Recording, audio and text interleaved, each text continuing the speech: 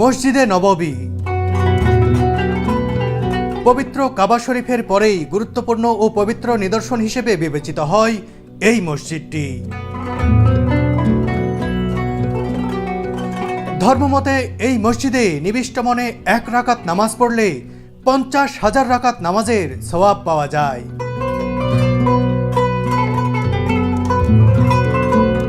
এই যে সবুজ গম্বুজ দেখতে পাচ্ছেন, সেই সবুজ গম্বুজের নিচেই শায়িত রয়েছেন সারা বিশ্বের সর্বশ্রেষ্ঠ মানব যাকে বলা হয় হযরত মুহাম্মদ সাল্লাল্লাহু আলাইহি ওয়াসাল্লাম।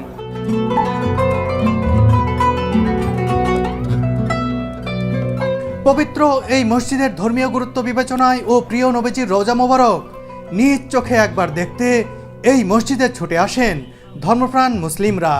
সৌদি আরব ভ্রমণের শুরুতেই আমি চলে এসেছি পবিত্র এই মসজিদের নিদর্শনগুলো দেখতে, ইতিহাস সম্পর্কে জানতে আর তা আপনাদের সামনে তুলে ধরতে।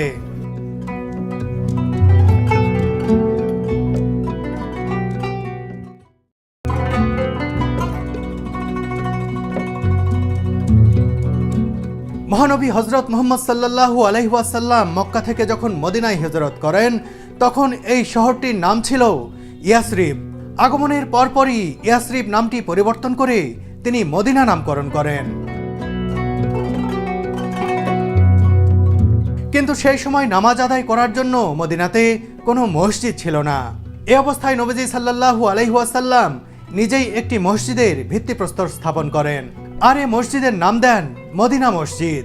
পরে এটির নাম হয়ে যায় মসজিদে নববী, যার বাংলা অর্থ করলে দাঁড়ায় নবীজির মসজিদ।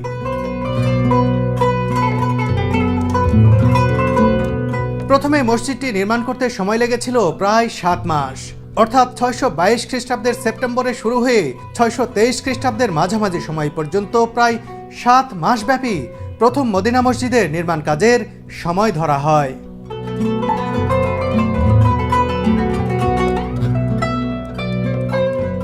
নবীজি সাল্লাল্লাহু আলাইহি ওয়াসাল্লামের হস্ত মোবারকে ভিত্তি দেয়া পবিত্র মদিনা মসজিদ নির্মাণের জন্য নাজ্জার গোত্রের সাহল ও সোহাইল নামের 2 যুবকের কাছ থেকে প্রয়োজনীয় জমি কিনেছিলেন। এ জমির ক্ষুদ্র অংশে নবীজি সাল্লাল্লাহু আলাইহি ওয়াসাল্লাম বাসস্থান নির্মাণ করে বাকি পুরো অংশেই মসজিদ নির্মাণ শুরু করেন।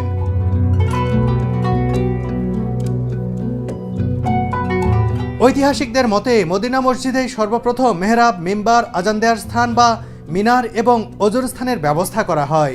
বর্তমানে মসজিদে নববী শরীফ বহুগুণ বড় ও সম্প্রসারিত। সম্পূর্ণ আধুনিক নতুন নকশার ভিত্তিতে এটিকে সম্প্রসারণ ও পুনর্নির্মাণ করা হয়েছে যাতে একসাথে কয়েক লাখ মুসল্লি এখানে নামাজ আদায় করতে পারেন।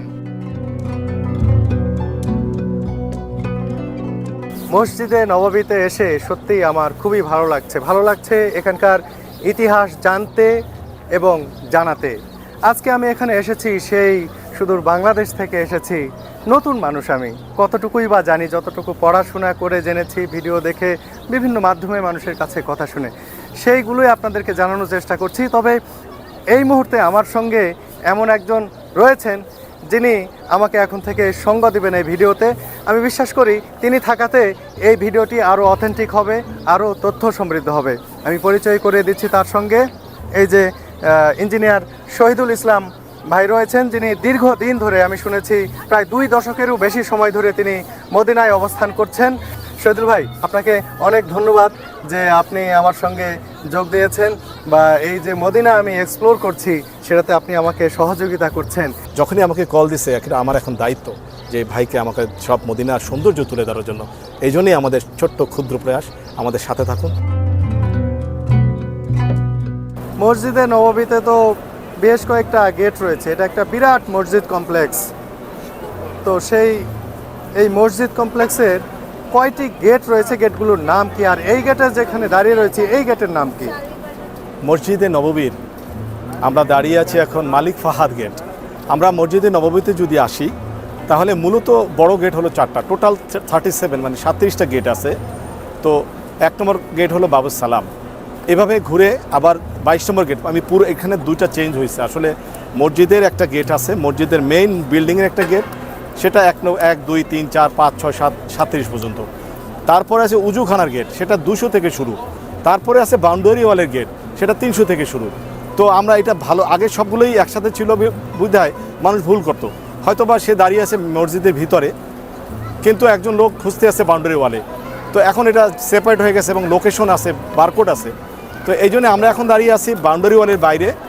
এটা হলো 333, পূর্বেকার নাম্বার হলো 22 নম্বর।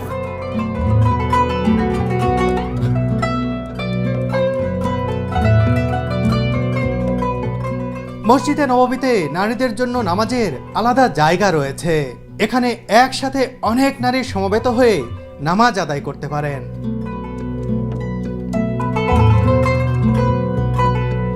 আর মেয়েদের জন্য মসজিদে নববীতে দুটো জায়গায় নামাজ পড়ার সিস্টেম করা আছে। একটা হলো 328, বর্তমান নাম্বার 328, পূর্বের 15 নম্বর গেট, এই যে মালিক আবদুল্লাহ গেট, অথবা আপনি বলতে পারেন এটাকে মুবিন পিক আনোয়াল মদিনা এখানে। আর একটা হলো অবরয় ওই দিক থেকে 37 নম্বর গেট, সেটা আগের নাম্বার ছিল 25 নম্বর গেট, বাবু সালামের পাশে, জি বাবু সালামের পিছনে পাশের দিকে। আচ্ছা, ওই 25 নম্বর থেকে যারা জিয়ারা করতে চায় মেয়েদের, সে মেয়েদের জিয়ারার জায়গাটা ওই সাইডে, এই সাইডটায় শুধু নামাজ পড়া যায়।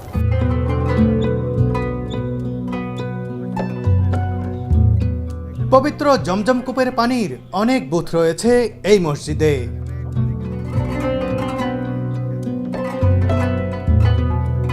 যে যত খুশি খেতে পারবেন এই পানি, ইচ্ছে করলে বোতলে ভরে নিয়ে যেতেও পারবেন।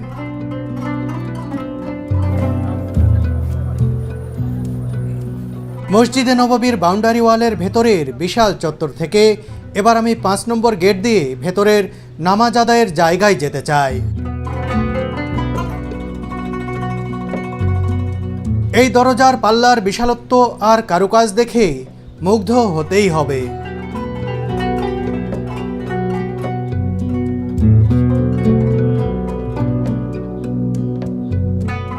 আমি মসজিদে নববীর একেবারে অভ্যন্তরে প্রবেশ করছি।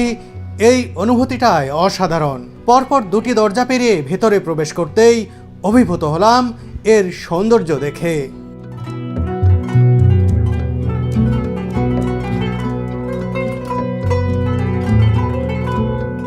নান্দনিক সৌন্দর্যের এই অভ্যন্তরভাগটা এতই বড় যে এপাশ থেকে ওপাশের শেষ প্রান্ত যেন নজরে আসে না সহজে। ভেতরে নামাজের ওয়াক্ত ছাড়াও দিনরাত 24 ঘন্টা ইবাদতে মগ্ন থাকেন হাজারো মুসল্লি।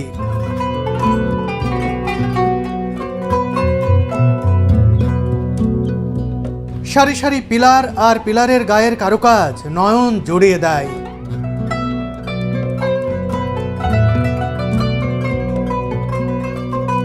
সেই সাথে এখানকার মোহনীয় পরিবেশ মনটাকে শীতল করে দেয়। পবিত্র মসজিদে নববী মুসলমান শাসকদের দ্বারা বহুবার সংস্কার ও সম্প্রসারণ হয়েছে। নবীজি হজরত মুহাম্মদ সাল্লাল্লাহু আলাইহি ওয়াসাল্লামের পরলোক গমনের পর ইসলামের দ্বিতীয় খলিফা হজরত ওমর রাদিয়াল্লাহু তাআলা আনহু 638 খ্রিস্টাব্দে মসজিদে নববীর এক দফা সম্প্রসারণ ও সংস্কার কাজ করেন। এ সময় মসজিদের উত্তর দিকে 30 হাত, দক্ষিণে 10 হাত ও পশ্চিম দিকে 20 হাত জায়গা প্রশস্ত করেন। এরপর তৃতীয় খলিফা হজরত ওসমান গনি জিন্নুরাইন রাদিয়াল্লাহু তাআলা আনহুর খেলাফতকালে 646 থেকে 647 খ্রিস্টাব্দে খেজুর পাতার পরিবর্তে মসজিদের ছাদে ব্যবহার করা হয় সেগুন গাছের কাঠ। পরবর্তীকালে খলিফা আল ওয়ালিদের সময় মদিনা মসজিদটি আধুনিক ইমারতে পরিণত হয়। ওয়ালিদ 707 খ্রিস্টাব্দে সম্পূর্ণ নতুন আঙ্গিকে পবিত্র মসজিদে নববীকে সাজিয়ে তোলেন। এ সময় সর্বপ্রথম মসজিদে নববীর 4 কোণায় 4টি মিনার স্থাপন করা হয়। 775 থেকে 785 খ্রিস্টাব্দের মধ্যে খলিফা মাহদী পবিত্র এই মসজিদটি আবারও সম্প্রসারণ সহ সংস্কার কাজ করেন। পরবর্তীতে 1481 খ্রিস্টাব্দে মামলুক সুলতান কয়েদ বে পবিত্র মসজিদে নববীর মধ্যে গম্বুজ প্রতিষ্ঠিত করেন। 1839 খ্রিস্টাব্দে পবিত্র এই গম্বুজ শরীফে রঙের আস্তরণ দিয়ে সবুজ গম্বুজ বানিয়েছিলেন ওসমানী সুলতান দ্বিতীয় মাহমুদ।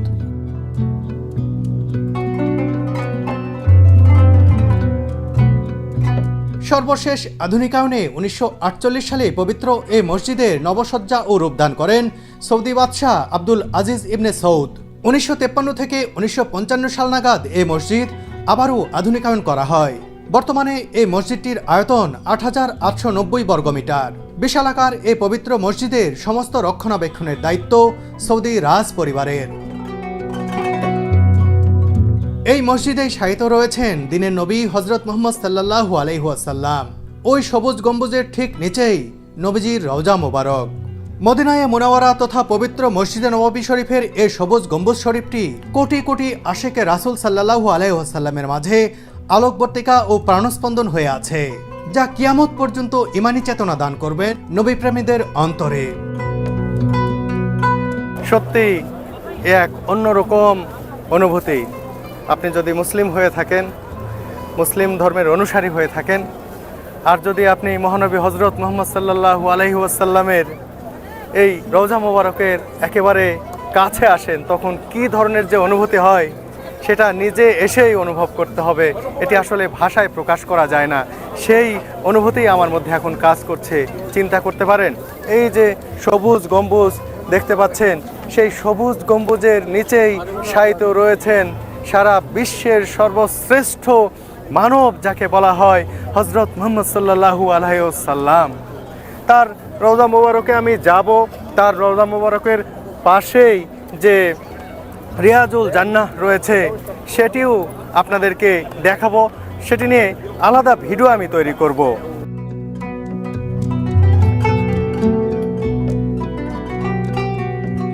এই মসজিদের পয়ঃনিষ্কাশন ও স্যানিটেশন ব্যবস্থাও সর্বাধুনিক।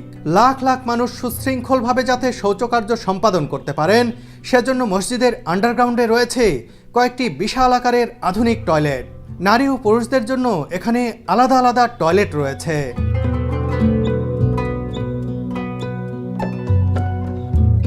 বন্ধুরা, চলুন আপনাদের এক ঝলকে দেখিয়ে দিই এখানকার একটি মেন্স টয়লেট বা পুরুষের শৌচাগার।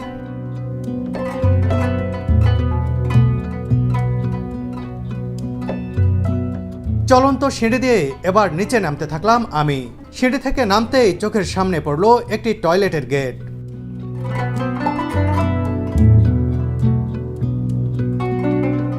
এখানে একসাথে অজস্র মানুষের ব্যবহারের জন্য সারি সারি টয়লেট দেখতে পাচ্ছি।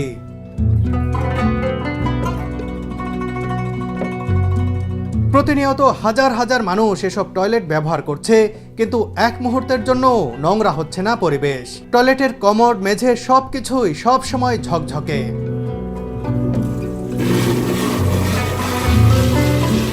প্রতিটি টয়লেটের ফ্ল্যাশিং সিস্টেমটাও অসাধারণ।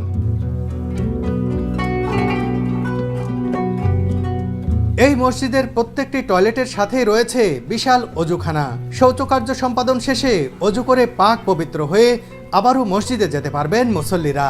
সায়েন্টিফিক ওয়েতে প্রত্যেকটা জিনিসই বিল্ডিং ম্যানেজমেন্ট সিস্টেমের আন্ডারে করা হয়। আমরা জানি এখানে যে উজুখানাগুলো, যে পার্কিংগুলো আছে, সবগুলো কার্বন মনোঅক্সাইড, সেটা বিল্ডিং ম্যানেজমেন্টের সাথে দেখা হয়, চেক করা হয়, এবং মনোঅক্সাইড বেড়ে গেলে, গ্যাস বেড়ে গেলে সেখানে সাপ্লাইয়ের আসে এবং সাথে সাথে সে অক্সিজেন মেনটেন করা হয়। সুন্দর একটা সিস্টেম, এবং বলবো যে পৃথিবীর সবচেয়ে বড় যে ইঞ্জিনিয়ারিং যে সিস্টেমগুলো সব এখানে লাগানো আছে। ইঞ্জিনিয়ারিং আমার আলহামদুলিল্লাহ, যেহেতু আমি এই লাইনে চাকরি করি এবং এখানে দীর্ঘদিন আছি, তো আমার জানা মতে এখানে এত সুন্দর করে সিস্টেমগুলো লাগানো আছে। টয়লেটেরগুলো আমরা এক এক জায়গায় যাওয়ার পরে দুইটা এ এবং বি এবং দুই সাইডেই টয়লেটের ব্যবস্থা করা আছে, এবং সেগুলো নিউট্রিশন সিস্টেমে সেগুলোর সাথে সাথে অনেক দূরে নিয়ে যাওয়া হয়। এখানে যে মোটরগুলো বা ইলেকট্রিসিটি যে আসে, সেটা এখান থেকে 7 মাইল দূরে, যাতে এখানে শব্দ না হয়। যে এসি আছে লাগানো, সেটাও 7 মাইল দূরে এখান থেকে, সে বাবে সালামের ভিতর থেকে আন্ডারগ্রাউন্ড হয়ে এখানে আসে। এখানে শুধু হাওয়াই দেওয়া হয়, বাকি কিছুই না। মেইন মেশিনপত্র সব বাইরে, যাতে এখানে নামাজ করার জন্য এটা সুন্দর একটা পরিবেশ থাকে এই জন্যেই, এবং সেফটি হ্যাজার্ড, যাতে করে কোনো অ্যাক্সিডেন্ট হলে বাইরে হয়ে যায়, এই জন্যই সেফটি হ্যাজার্ড। পৃথিবীর সবচেয়ে বড় এসি প্ল্যান্ট, পৃথিবীর সবচেয়ে বড় পাওয়ার প্ল্যান্ট এই মসজিদে নববীর জন্য, মক্কার জন্যই করা হয়েছে।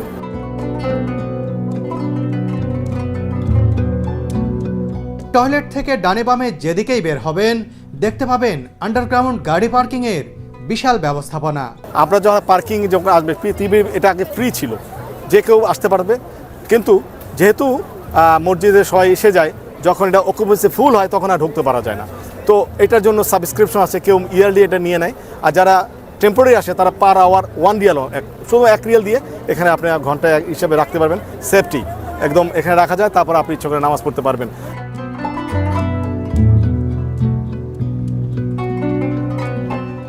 মসজিদে নববীর যন্ত্রচালিত এই বিশালকায় ছাতাগুলো দৃষ্টিনন্দনও বটে। চতুষ্কোণাকৃতির এই ছাতাগুলো সম্প্রসারিত অবস্থায় প্রায় 1,43,000 বর্গমিটার আয়তনে ছায়া প্রদান করে। নামাজকালীন মুসল্লিদের সরাসরি সূর্যের তাপ থেকে বাঁচাতে ও বৃষ্টির সময় পানির ফোঁটা ও মেঝের পিচ্ছিলতা রোধে ছাতাগুলো স্থাপন করা হয়। মসজিদে নববীতে মোট 250টি ছাতা রয়েছে।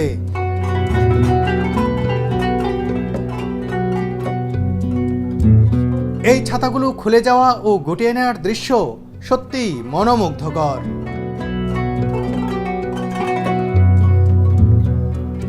এই ছাতা প্রকল্পের অবকাঠামোগত পরিকল্পনার জন্য সৌদি বিন লাদেন গ্রুপের সাথে জার্মান স্থাপত্য প্রতিষ্ঠান এসএল রাশ চুক্তিবদ্ধ হয়। স্থপতি মাহমুদ বডু রাশের নেতৃত্বাধীন কোম্পানিটি মধ্যপ্রাচ্যের বেশ কিছু স্থাপত্য প্রকল্প সম্পন্ন করেছিল। প্রকল্পের শুরু থেকেই টেফলন পলিমার শীটের দরকার পড়ে। এই পলিমার উচ্চ শক্তি ও বায়ু শক্তির প্রতি নমনীয়, রং স্থায়ী, অগ্নি প্রতিরোধক এবং সুবিধাজনক আলো প্রবেশযোগ্য। আলোর তীব্রতা বিবেচনায় এর রং সাদা রাখা হয়। মসজিদ চত্বরে ছাতা বসানোর এই প্রকল্পটি মূলত বাদশাহ আবদুল্লাহ বিন আব্দুল আজিজের নির্দেশে চালু করা হয়। সম্পূর্ণ প্রকল্পে 4.7 বিলিয়ন রিয়াল খরচ হয়। সকাল, সন্ধ্যা, রাত কিংবা গোধূলি লগ্নে এক এক সময় এক এক রূপে দৃষ্টিপটে উদ্ভাসিত হয় মসজিদে নববী। সবচেয়ে ভালো লাগে প্রতি ওয়াক্তে আজানের সময়। সুমধুর কণ্ঠে আজান ধ্বনিত হওয়ার সাথে সাথে চার দিক থেকে নামাজের জন্য মসজিদে নববীর দিকে ছুটে আসতে থাকেন সব বয়সের হাজার হাজার মানুষ।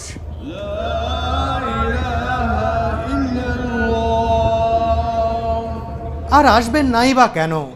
এখানে এক রাকাত নামাজ আদায় করলে যে 50,000 রাকাত নামাজের সওয়াব পাওয়া যায়।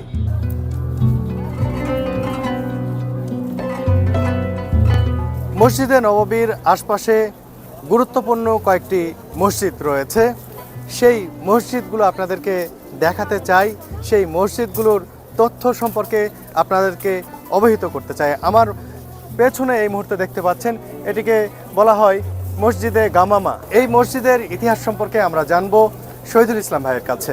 মসজিদে গামামা অথবা মসজিদে মুসাল্লা, প্রিয় নবী হযরত মুহাম্মদ সাল্লাল্লাহু আলাইহি ওয়াসাল্লাম যেখানে যেখানে নামাজ পড়েছেন সেটাই মুসাল্লা।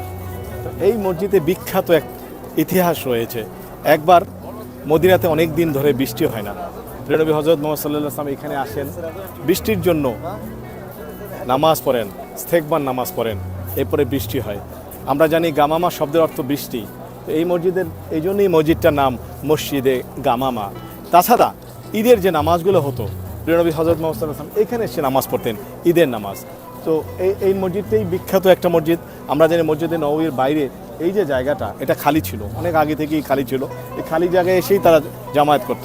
এবং বিভিন্ন সময় রাসূল সাল্লাল্লাহু আলাইহি ওয়াসাল্লাম যখন বিভিন্ন যুদ্ধের জন্য অভিযানে গিয়েছেন, বিশেষ করে বিদায় হজের জন্য যখন তিনি রওনা হয়েছেন, তখন এই জায়গায় আসেন। বিদায় হজে আমরা জানি পুরো আরব থেকে প্রায় 10,000 সাহাবি, 10,000 লোক আসে, যে প্রিয় নবী হযরত মুহাম্মদ সাল্লাল্লাহু আলাইহি ওয়াসাল্লাম বিদায় হজ, সেটা ইসলামের একটা সমাপ্তির জন্য বিশাল একটা ব্যাপার। এখানে সবাই হাজির হয় এবং এখান থেকে তারপরে যাত্রা শুরু হয়। দেখুন বিখ্যাত জায়গা। আর দেখুন গামামা মসজিদটি কোথায়, এই যে দেখতে পাচ্ছেন গামামা মসজিদ।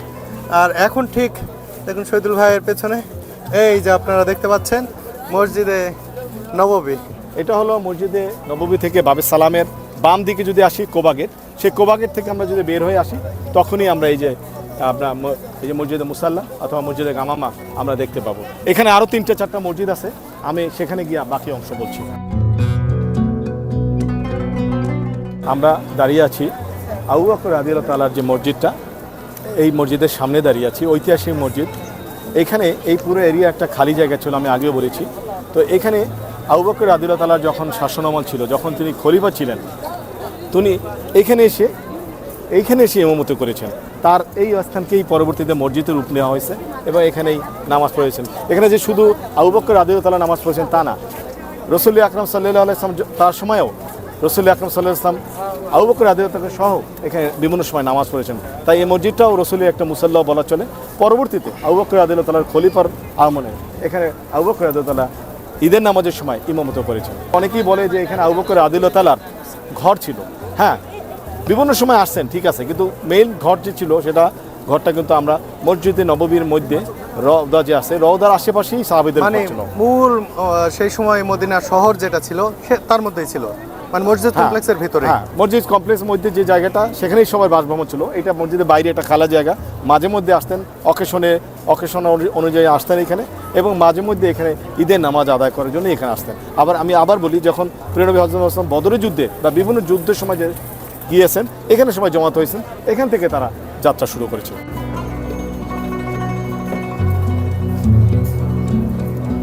শহীদুল ভাই, এই মসজিদটার নাম কি?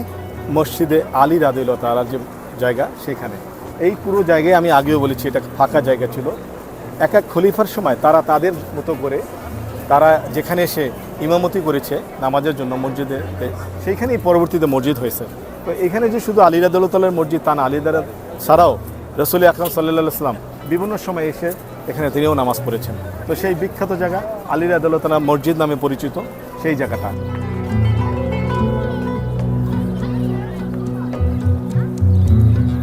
ভাইজান, এই গাছটা কি আপনার পেছনে?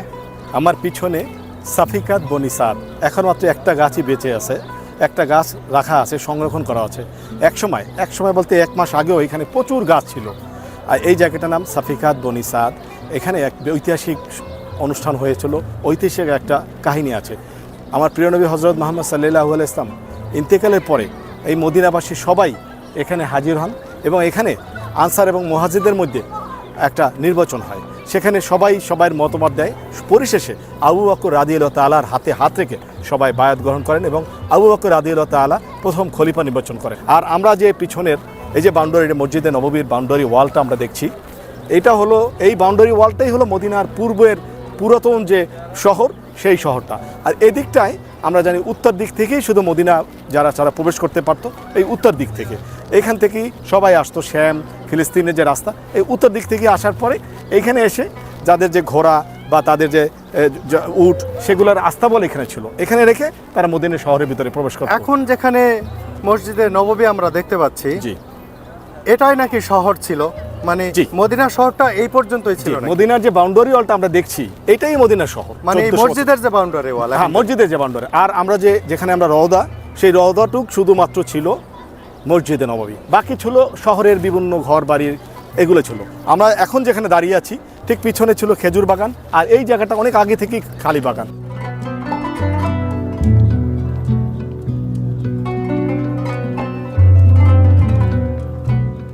বলে রাখি, এই মসজিদটি অমুসলিমদের পরিদর্শনের কোনো সুযোগ ছিল না বহুকাল ধরে, কিন্তু সাম্প্রতিক সময়ে সেই বিধিনিষেধ তুলে নিয়েছে সৌদি সরকার। এখন থেকে অমুসলিমরাও এখানে এসে স্বচক্ষে দেখতে পারবেন মুসলিমদের ভালোবাসার আর গর্বের এই মসজিদটির নির্দিষ্ট কিছু জায়গা।